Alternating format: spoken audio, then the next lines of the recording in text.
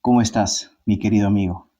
Bienvenido a este proyecto que lleva por nombre Ministerio Adventista Quesel. Tal vez te preguntarás qué significa Quesel. Quesel es una palabra en griego que significa esperanza en Dios. Vamos a desarrollar en una serie de 7 videos el tema de Caleb de este año, el gozo en Jesús. Para el día de hoy vamos a estudiar una historia muy conocida, la historia del camino Emaús. Para ello tenemos que abrir en nuestra Biblia el capítulo 24 del libro de Lucas.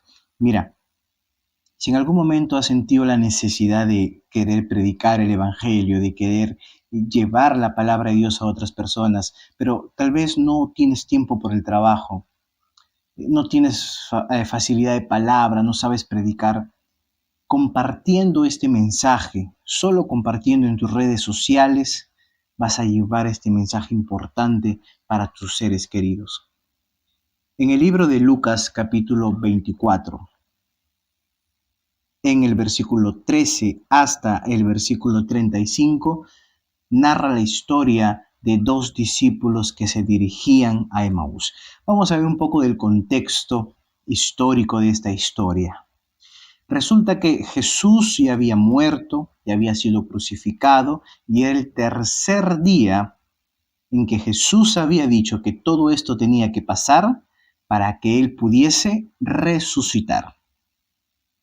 Ahora, estos discípulos habían seguido a Jesús, habían tenido la suerte que tal vez hoy tú y yo no tenemos, una suerte de poder ver, escuchar a Jesús. Hoy en día nosotros tenemos que creer solo porque la palabra de Dios lo dice, y esa es nuestra fe y esa es nuestra prueba como cristianos. Pero ¿sabes? Ellos tuvieron la suerte de quien inspiró la palabra de Dios, verlo con sus propios ojos, oírlo, hasta incluso poder tocarlo. Ahora, antes de que ellos se regresaran a Emaús, Jesús había dicho 3 veces a estos hombres que Él iba a resucitar. Primero, cuando estaba vivo. El hijo del hombre va a tener que morir por los pecados. Y antes de que ellos se regresaran de donde estaban, unas mujeres fueron al sepulcro y los ángeles, ¿qué le dijeron? No busques al quien está vivo entre los muertos. Ellas corrieron hacia donde estaban los demás discípulos, los 11, porque ya Judas había traicionado a Jesús. Corrieron hacia donde ellos estaban, ¿para qué? Para decirle lo que había pasado. Y la historia cuenta de que Pedro fue corriendo también a ver si era verdad o no, y confirmó 3 veces Jesús llamando a estos discípulos, a estos 2 hombres que ya debían esperar porque el tercer día de su resurrección estaba llegando. Pero ¿qué dice la historia? Mira, en el versículo número 13, 2 de ellos iban el mismo día a una aldea llamada Emaús. ¿Qué mismo día? El domingo. Porque ya se había cumplido la muerte de Cristo y ahora venía la resurrección, la victoria final sobre la muerte. Dice que 2 de ellos iban el mismo día a una aldea llamada Emaús, que estaba a 60 estadios de Jerusalén. Una conversión a nuestro tiempo en kilómetros es un aproximado de 9, 10 kilómetros. Los kilómetros varían, pero no pasa de 10. Hablaban entre sí de todas aquellas cosas que habían acontecido. ¿Qué cosas?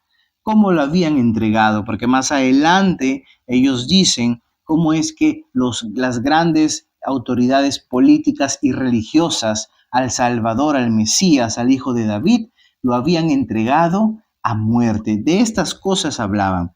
Y también hablaban de la muerte de Jesús y del día de resurrección. Como cristianos, ellos debían haber estado ¿con quién? Con las mujeres, con los discípulos. ¿Por qué? Porque esta era la iglesia que Jesús estaba formando. La iglesia, querido amigo, no es una estructura grande de 4 pisos con los equipos de sonido de última tecnología. No, la iglesia somos tú y yo. porque iglesia significa llamado.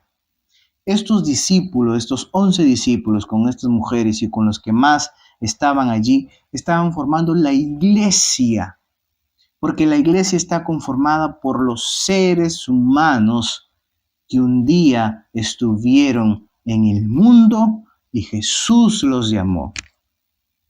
Así como tú, así como yo, formamos parte de la iglesia de Dios. Y la iglesia de Dios está conformada por todos. Todos somos pecadores. Muchas veces hay testimonios que manchan la iglesia de Dios, pero sigue siendo la iglesia de Dios. Por mucho que hayan personas con malos testimonios. No podemos juzgar a la iglesia de Dios porque es la iglesia de Dios.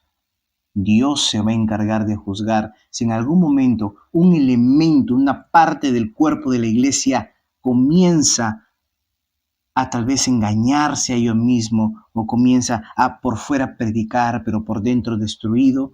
Dios se va a encargar.